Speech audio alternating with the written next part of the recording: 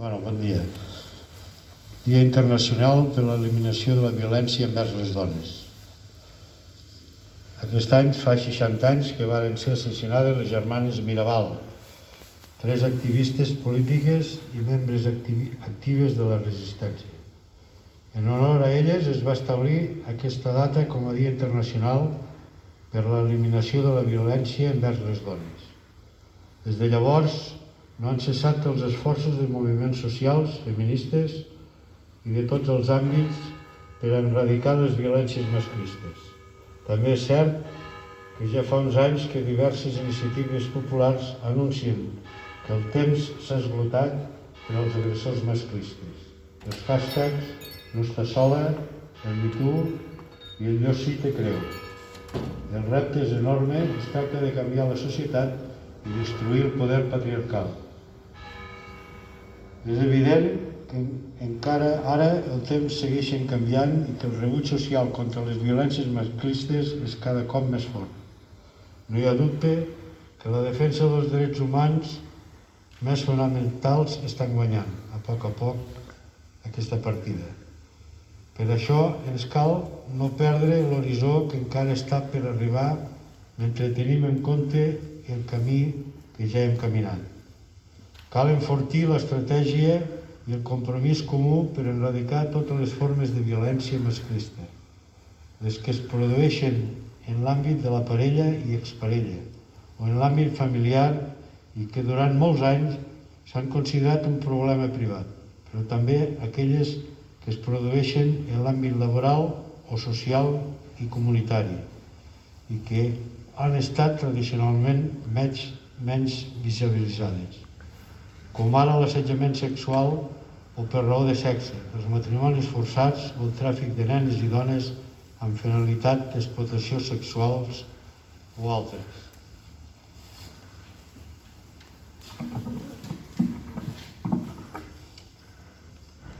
Sovint se'ns pregunta què puc fer jo per a canviar tot allò que no m'agrada? Afortunadament, les persones que s'ho pregunten han pres partit per a erradicar les violències masclistes. Segurament mai abans hi havia hagut una implicació tan extensa i conscient respecte a la violència masclista. I és que els darrers mesos han estat absolutament durs per a les dones i criatures que viuen en situacions com segurament ho seran els mesos que vindran mentre duri la pandèmia. Els agressors adapten la violència obrint esquerdes noves per a seguir avançant, adaptant-se a les circumstàncies.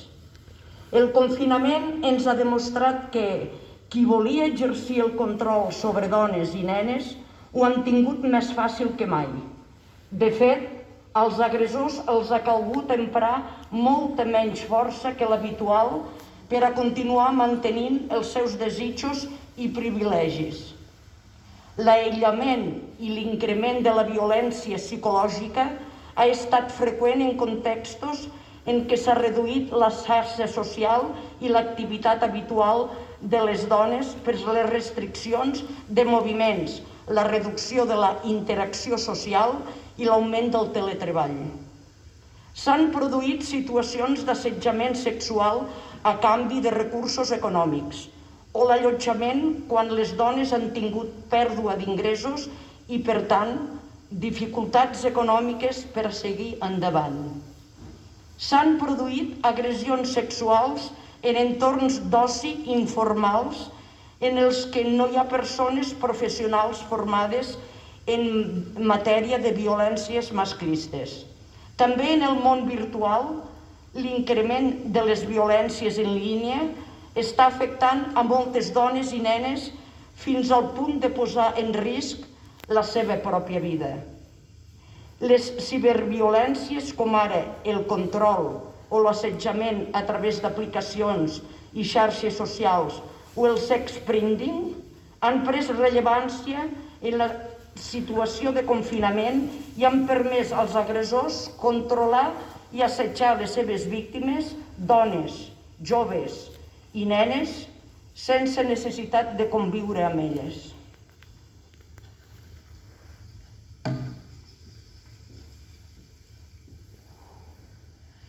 Però quan la violència s'adapta a les noves situacions, també ho fan les formes de resistir de les seves víctimes. Molts cops tendim a pensar equivocadament que les víctimes són éssers passius i resignats en la seva situació i desconeixem que constantment estan elaborant i readaptant les maneres en les quals es mantenen en vida. La pandèmia ens ha canviat la vida i durant un temps també ens ha tret la vida pública i moltes d'aquelles coses que ens mantenien a les persones felices i segures. Hem comprovat que per a moltes ser a casa no és sinònim de pau, sinó de por i violència. Potser aquest és l'any en el qual hem après més que mai que allò que ens havien ensenyat no era cert i, contràriament al que creiem, el lloc més segur per a les dones i les nenes pot ser el carrer, les places, els llocs on fem vida, mentre que la llar, la proximitat, allò que ens havien ensenyat com a refugi, pot ser l'espai més perillós per a nosaltres.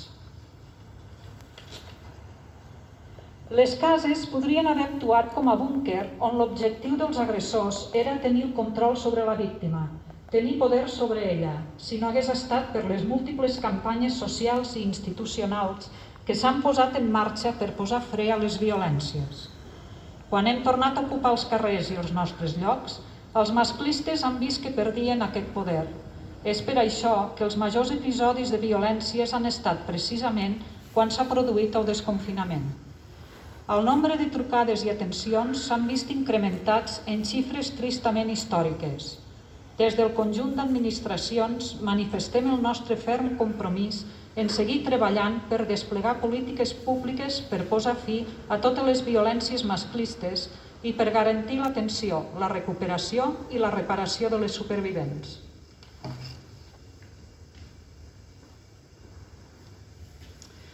Per això, no ens sabem estar de fer un reconeixement a totes aquelles persones que han superat allò de són coses de parella i han despenjat el telèfon. A totes les associacions, entitats i grups feministes del país que han posat sobre la taula l'emergència de buscar solucions en aquests moments tan difícils. Necessitem més que mai un compromís unitari de la societat i les administracions per garantir la vida digna de les dones i nenes. Vivint amb normalitat, els companys, companyes de feina, les amistats, les persones amb qui compartim activitats diverses, esdevenen vigilants informals del benestar. Compartim preocupacions, sensacions, observem els canvis i per això cuidem. Quan tot això s'ha vist impartit, ha estat més important que mai que tothom fes un pas endavant per a denunciar les violències masclistes en tots els seus àmbits i formes. Ens dirigim a totes aquelles dones que han resistit a la violència.